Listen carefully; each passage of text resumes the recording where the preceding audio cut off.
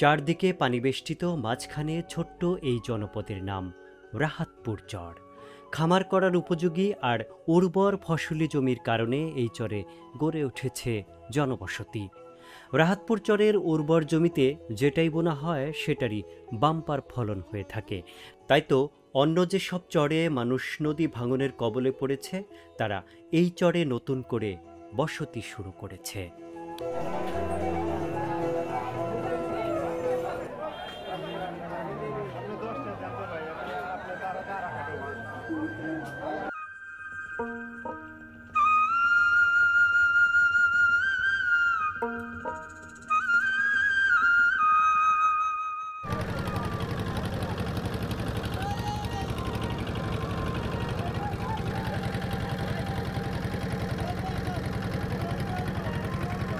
এই করতেছে পেয়ারা নিয়ে আসছেন ভাই? ওয়াও, অনেক বড় বড় পেয়ারা হয়েছে তো। ভাই আমাকে দুটো পেয়ারা গিফট করলো। মানুষ দেখলে আসলে উড়ে যায় এরা। এই যে দেখেন কত পাখি, কত পাখি, এরা ঝাঁক ধরে উড়ে গেল। পুরা জঙ্গল একদম মনে হয় অ্যামাজনের ভিতর দিয়ে হাঁটতেছি। এগুলা তো চিনি না, এগুলা কি ধরছে এগুলা?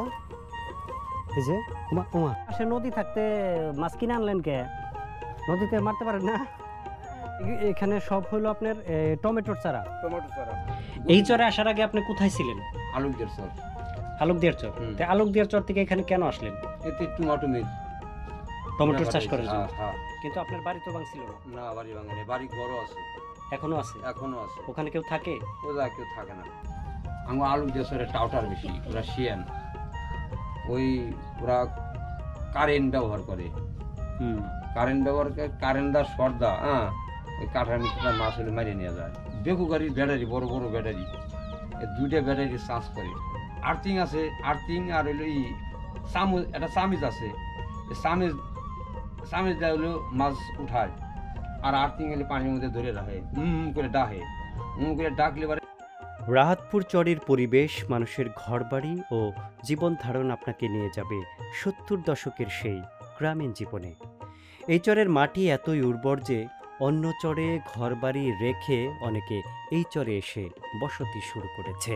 এই চরের প্রতিটি বাড়ি যেন একটি বাড়ি একটি খামার, কারণ প্রতিটি বাড়িতেই রয়েছে 8টা 10টা করে গরু এবং তাদের উঠানে রয়েছে প্রচুর পরিমাণে সবজির চাষ, যা থেকে তাদের কেনাকাটা করে কোনো সবজি খাওয়া লাগে না। আর নদীতে তো রয়েছে অফ্রন্ত মাছ, যেখান থেকে তারা প্রতিদিন তাদের প্রয়োজনীয় মাছ শিকার করে তাদের জীবিকা নির্বাহ করে থাকে। চরের বুক জুড়ে যেন অফুরন্ত সবুজের রাজ্য। যতদূর চোখ যায় কেবল সবজির ক্ষেত আর ক্ষেত। লাউ ঝাড়ের মাচা ঝুলে আছে প্রতিটি বাড়ির আঙিনায়।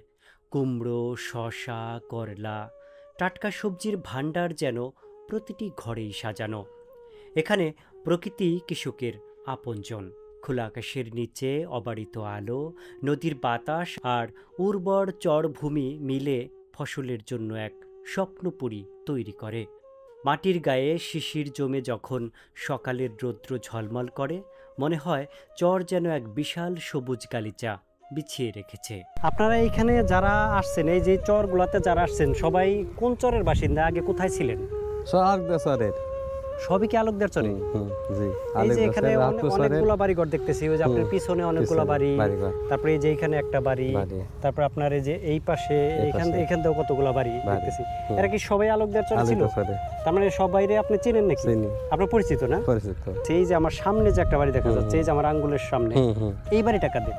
ওরা তো জাফর থেকে আছে। এটা কি জাফরগঞ্জ থেকে? তার মানে এটা আগে চরে ছিল না? চরে ছিল অনেক আগে, অনেক আগে চরে ছিল। এখন আবার আছে এদিকে এবার আসছে। বই আছে প্রায় 40 বিঘা। 40 বিঘার মতো বই আছে। এটা কি বাউর বাড়ি? বাউর বাড়ি। ও বাউর বাড়ি করছে যাতে এখানে থাইকে আর কি ওই হালকিশান গুলা করতে পারে। গরু পালে না? গরু পালে, 3টা 4টা গরু আছে। নদী ভাঙার জন্য এরা মানে বেশি ভাঙনের শিকার হয়েছে। এই আপনাদের চরে তো কোনো স্কুল মাদ্রাসা আছে কি? না, স্কুল মাদ্রাসা নাই। স্কুল নাই, মাদ্রাসা নাই। মসজিদ আছে? মসজিদ আছে একটা মসজিদ আছে। তো আপনাদের ছেলে মেয়ে যে বাচ্চা কাচ্চা যারা আছে এরা পড়াশোনা করে না নাকি? করে কোনো রকম। একটা স্কুল আছে প্রাইমারি, ওইদিকে ওই যে শুধু দেখা যায় মানে তাও দূরে। দূরে ওই দেখা যায়। আচ্ছা আচ্ছা, কিন্তু এইদিকে কাছে কাছে টিসে কোনো স্কুল নাই ওইখানে? তোমরা কি স্কুলে যাও? স্কুলে যাও? স্কুলে যাও তোমরা? খাও ভাই না খাও আজকে স্কুলে গেছিলা? বন্ধুরা কত স্কুলে রাখো যাবা, প্রতিদিন স্কুলে যাবা, ঠিক আছে? স্কুল কিন্তু মিস দেওয়া যাবে না। স্কুল মিস দিলে কিন্তু বড় হইতে পারবে না, ছোট্টই থাকবে, এই যে এতটুকুন থাকবে, আর পারবে না, বুঝছো? চরের মানুষ ক্ষুধার বিরুদ্ধে লড়ে দাঁড়ায় এই সবজি ক্ষেতের ভরসায়। শহরে যেখানে বাজার থেকে কিনতে হয়, চরে প্রতিটি আঙিনায় এক একটি ক্ষুদ্র বাজার। প্রকৃতির দান এখানে অফুরন্ত, কেবল হাত বাড়ালেই মেলে জীবন ধারণের ভরসা। সবুজের এই চরই আসলে মানুষের হৃদয়ের আশা জাগায়। যত দুঃখই আসুক, এই মাটির ফসল দিয়ে আবার নতুন করে জীবনের জন্ম দেয় তারা। এখানে সব হলো আপনার টমেটোর চারা। টমেটো চারা, হ্যাঁ টমেটো এইভাবে চারা দেন, চারা কইরা তারপরে ক্ষেতের মধ্যে বুনেন না? বুনি, হ্যাঁ। আচ্ছা, পাশে আর এক খোলা আছে, ওই যে পিছনে যে ক্ষেতটা দেখতেছি চাষ দিচ্ছেন, এটা কি ওটাও লাগাম?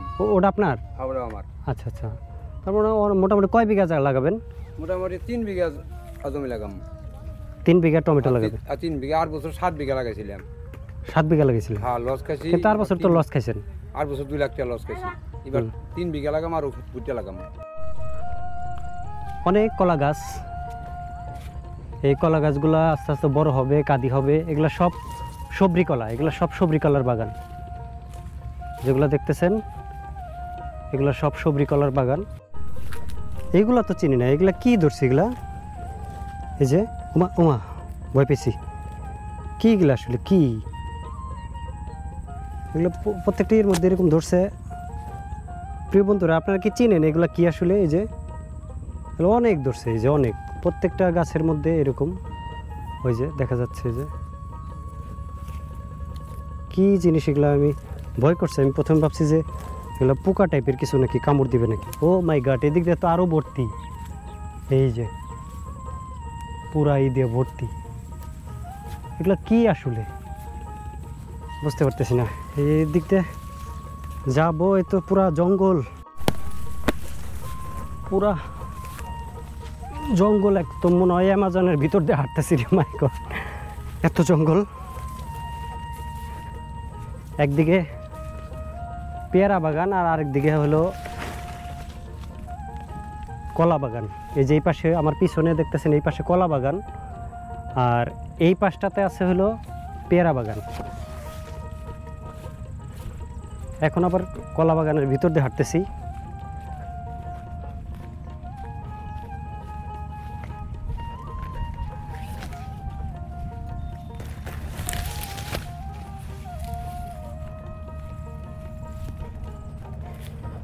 চরের মানুষ যারা ভালো আছে তারা অনেক ভালো আছে আসলে। আমি মনে করি যে পুরান এলাকার যারা আছে তাদের থেকে অনেক বেশি ভালো আছে। আবার যারা কষ্টে আছে তারা আসলে আনবিলিভেবল কষ্ট আছে, এমন কষ্টে আছে যে অনেক কষ্টে আছে, সেটা বলার বাইরে। এত কষ্টে আছে যে কারো কারো দিনাতিপাত চলে না, খুব কষ্ট করে দিন পার করতে হয়। এই যেমন পিছনে এই পাশ দিয়ে দেখতেছেন, এগুলো সব পেয়ারা বাগান, কাজী পেয়ারা। যে পেয়ারাগুলো আমরা ঢাকায় বসে বসে খাই, 100-150 টাকা কেজি, সেই পেয়ারাগুলো এখানে হয়। আর ওই পাশে ওই যে ওইটা আরও একটা বড় বাগান, ওটা অনেক বড় হয়েছে। আর এইগুলাতে এখনও পেয়ারা আসতেছে না, পেয়ারা আসতে আরও সময় লাগবে। এগুলো ছোট গাছ, তো ছোট গাছগুলোতে এখন পরিচর্যা চলতেছে। এগুলা সকালে যখন আসলাম তখন দেখলাম যে নিড়ানি দিয়ে এগুলার চারপাশে যে ঘাসগুলো পরিষ্কার করতেছে, তারপরে সার দিচ্ছে, এবং কত কত গাছে এরা করে দিচ্ছে, চারদিক নিড়াইয়ে দিচ্ছে। এই কাজগুলো করতেছে যাতে উৎপাদন ভালো হয়। এই যে আমার ডান পাশে আরেকটা, এটা আরেকটা বড় বাগান, এটার গাছগুলো আরও বড়। এই যে এটা যেগুলো আসলে ধরন্ত অবস্থায় আছে, মানে পেয়ারা ধরতেছে, সেগুলো আসলে এরকম বেষ্টনী দেওয়া আছে, কারণ না হলে গরু ছাগল ঢুকতে পারে বা চুরির সম্ভাবনাও আছে, এই কারণে হয়তো এই ব্যবস্থা করা। আর যেগুলো ছোট সেগুলা ওইভাবে আলগায় আছে, আলগায় পড়ে আছে, সেগুলো আর এখনও ঢাকে নাই বা আটকায় নাই। এই হলো অবস্থা। তো চরের বেশিরভাগ এই কী পাখি এগুলা, কী পাখি এগুলা? চড়ুই না? চরের মধ্যে অনেক পাখি আছে। এই পাখিগুলো হলো বাবুই পাখি আর কি। বাবুই পাখিগুলা এই যে মানুষ দেখলে আসলে উড়ে যায় এরা। এই যে দেখেন কত পাখি, কত পাখি, এরা ঝাঁক ধরে উড়ে গেল। এরা আসছে চরের মধ্যে, আসছে এই করার জন্য, খাবার সংগ্রহ বা বাসা বাঁধে। এই যে পেয়ারা বাগানটা, এই পেয়ারা বাগানটায় কিছু কিছু পেয়ারা এখন ধরছে। একটি কথা মনে পড়ে গেল, আজকে আপনাদেরকে বিদ্যুৎ দিয়ে কিভাবে নদী থেকে মাছ ধরে সেই তথ্যটি জানাবো, তো আমাদের সাথে থাকুন। পেয়ারা বাগানে ভাইরা পেয়ারা গাছে এই করতেছে। পেয়ারা নিয়ে আসছেন ভাই? অনেক বড় বড় পেয়ারা হয়েছে তো। ভাই আমাকে দুটো পেয়ারা গিফট করলো। প্রিয় বন্ধুরা আপনারা দেখেন, ভাই দুটো পেয়ারা গিফট করলো। পেয়ারা এখনো ধরে নাই, তো মানে কেবল নতুন গাছ। আর দেখেন গাছগুলো অনেক ছোট ছোট, এখনো পেয়ারা ধরার বয়স হয় নাই, হয়তো আরো মাস দুয়েক লাগবে। না সামনে শুনে রোজার সময় পেয়ারা ধরবে। এইটা বাদ দিতেছে, এইটা একটা আছে, এইটা ধরেন এই যে আমার আলু দেশের টাউটার বেশি, ওরা শিয়ান, ওরা কারেন্ট ব্যবহার করে। কারেন্ট ব্যবহার করে, কারেন্ট দা শর্ট দা, ওই কাঠার মধ্যে মাছ হলে মারিয়ে নেওয়া যায়, মাছ মারিয়ে নেওয়া যায়। সেই জন্য ওইটা হলো ওইতালি এটা ওগুলো আবার কিছু কবির গেলি ভেজাল, ওরা একটু অন্য টাইপের মানুষ, বিত্তশালী।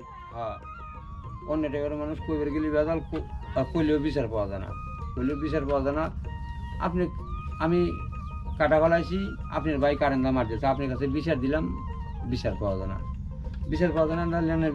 মানে কাটা ফেলাইছেন আপনি, কিন্তু মাইরে নিয়ে যায় অন্যজন কারেন্টের শর্ট দা। এই কারেন্টের শর্টের কারণে কই তাহলে আর কাটাই ফেলামো না। আচ্ছা, কারেন্টে কিভাবে শর্ট দেয় বিষয়টা যদি একটু বলতেন আমারে। কারেন্ট হলো ধরেন ওইখানে কাটায়, এত দূর কারেন্টটা নেয় কিভাবে? তার দিয়া এই বেকু গাড়ির ব্যাটারি, বড় বড় ব্যাটারি, এই দুইটা ব্যাটারি চার্জ করে একটা আইপিএস আছে, 70,000 টাকা দাম, কত 50,000 টাকা দাম, কত 30,000 টাকা দাম। ওই আইপিএস দা করে কি কারেন্ট বানায়, কারেন্ট তৈরি করে। ব্যাটারি নৌকার ভিতরে থোয়, ওই আইপিএসের মাধ্যমে কারেন্ট বানা ফেলা দেয়। কারেন্ট বানা ফেলা দিলে ধরেন আর্থিং আছে, আর্থিং আর হইলো একটা চামিজ আছে, চামিজ দেয় হলো মাছ উঠায়, আর আর্থিং হলে পানির মধ্যে ধরে রাখে, করে ডাকলে পারে না, এপিলে বিষাদ, নিষ্পিলে বিষাদ। এই বিষাদের ভিতরে চার পিলে, বিষাদের ভিতরে যা থাকবে সব বাসা হালা দেবো, মাছ বাসা হালা দেবো। যে হাতে চামিজ আছে, ওই চামিজ দিয়ে একখানে করবো, আর বাবার দা সুবনি দেখেন না উঠেব। মানুষের শর্ট করে না, মানুষ তো পাইতে থাকে, মানুষও শর্ট করলে মানুষও মরে দিব। আমরা কাটায় মাছ মারছি, কাটার 9 লাগাতর বাসা মাছ হলে পেঁচে বেশি, 9 লাগাতর এখানে পুরা দেখছি, পুড়ে গেছে, শর্টের চোটে পুড়ে যায়, সাপ পুড়ে টান নেওয়া যায়। এই কারেন্টের হিটটা কি মনে করেন, খুব পাওয়ারিং। ওই যখন কাটি দিয়ে মাছ মারে, ওই কারেন্টের শর্ট দিয়ে যখন মাছ মারে, ওই সময় কি পানির মধ্যে মানুষ থাকে না? ওই সময় মানুষ না, রাত্রে মারে চুরি করে, মানুষ উঠে যায়, মানুষ উঠে শুধু কারেন্টটা তখন নিচে নাইট পার থাকে, মানুষ নাইট পার থাকে। এটা আপনি আমার সাথে গেলে দেখতে, আপনি দেখতে পারবেন না, কিন্তু দেখাইবো না, চুরি করে মারে আর কি রাত্রি।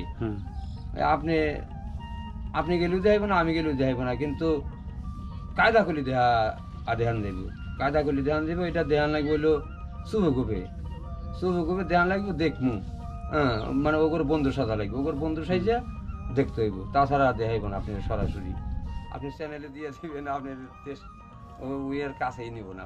সম্মানিত ভিউয়ার্স, আজকে ভিডিওটি আর বেশি বড় করব না, এখানেই শেষ করব। তবে যাবার আগে একটি কথা বলবো, যারা এখন পর্যন্ত এই ছোট্ট চ্যানেলটি এখনও সাবস্ক্রাইব করেননি, তারা সাবস্ক্রাইব করে আমাদের পাশে থাকতে পারেন। আর ভিডিওটি ভালো লাগলে একটি লাইক দিয়ে আমাদের অনুপ্রেরণা যোগাতে পারেন। সুমন ডকুমেন্টারি চ্যানেল সবসময় সত্য এবং বাস্তবসম্মত তথ্য তুলে ধরে। এখানে কোনো ফেক ড্রামা বা ফেক কোনো ইনফরমেশন পাবেন না। তাই আমাদের পাশে থাকতে চাইলে অবশ্যই ভিডিওটি লাইক করে আমাদের চ্যানেলটি সাবস্ক্রাইব করে দিবেন।